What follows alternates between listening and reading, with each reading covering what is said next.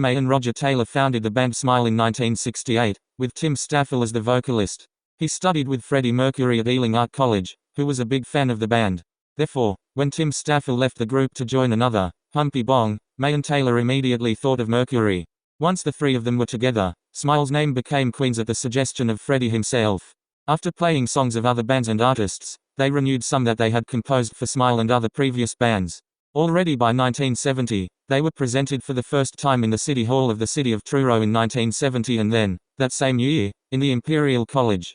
At that time, several bassists tried out, like Mike Gross, Carrie Mitchell, and Doug Ewood Bogie, but finally, they met John Deacon in a bar and they called him to be part of the band definitively. This one appeared with them for the first time in 1971. By this same date, Freddie Mercury designed the logo of the band inspired by the zodiacal signs of its members. That is why you see two lions, by Deacon and Taylor, who were Leo, a crab for May, who was Cancer, and two fairies for Mercury, who was Virgo. A friend of Brian May told him that he had a studio and that he needed to prove it. So Queen tried the studio out and ended up recording 4 songs, with which they began to look for a label, but without any success. However, over time they would be recognized by the firm Chrysalis Records, which would offer them a contract, which Queen chose not to sign for terms that were not very beneficial for them. The same thing happened at first with the Trident label, although they would finally sign a contract in 1972, but only to record and represent them. Thus, a stamp that distributed them was missing. This would not appear until 1973, year in which they would sign with Elektra Records, which distributed their first album, Queen. This was well received by some critics, although in general, it was not very successful. In 1974, Queen appeared in The Top of the Pops, where he played 7 Seas of Rye. This presentation was broadcasted on television, which greatly promoted the theme. Quickly, EMI released a single with the song "And with See What a Fool I've Been," with which they managed to be in the ranks of the 10 songs most listened for at least 10 weeks.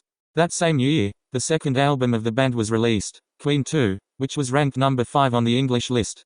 Thanks to these 2 successes, Queen made its first tour, without being the opening show, in the United Kingdom. In November of the same year, the third album was released, Sheer Heart Attack, of which Killer Queen and Flick of the Wrist managed to enter the American lists. After these, they toured Europe, the United States, and Japan. In 1975, the first single of its next album was published, Bohemian Rhapsody, with which they were during 18 months in the top of the list of the United Kingdom, and which granted Mercury the Ivor Novello Prize to him for the second occasion. For this, a video clip was made, with which it became usual to accompany the singles with an audio-visual sample. Finally, in November of that same year, A Night at the Opera would be released. After making a tour promoting their latest album, Queen released A Day at the Races in 1976, an album that is considered a sequel to the previous one, and News of the World in 1977, which is famous for its songs We Will Rock You and We Are the Champions, which would be used in various sporting events. By 1978, Jazz would appear, and in 1980 The Game. The following year, the band would make its first tour in South America.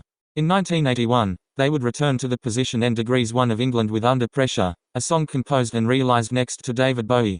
In 1982, they published Hot Space, and, after a year of rest, they published The Works in 1984.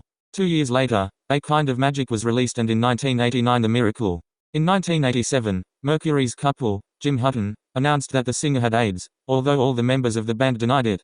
However, in 1991 Mercury said in a statement that he did have the disease.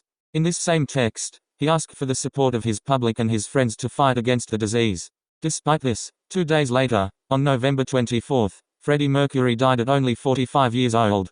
After the death of the singer, an album with the greatest hits of the band was released, a commemorative concert was made, and the album Made in Heaven and the song No One But You were published.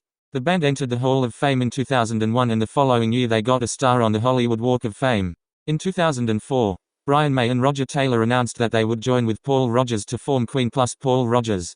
In 2008, the new group released the album The Cosmos Rocks, and finally separated in 2009.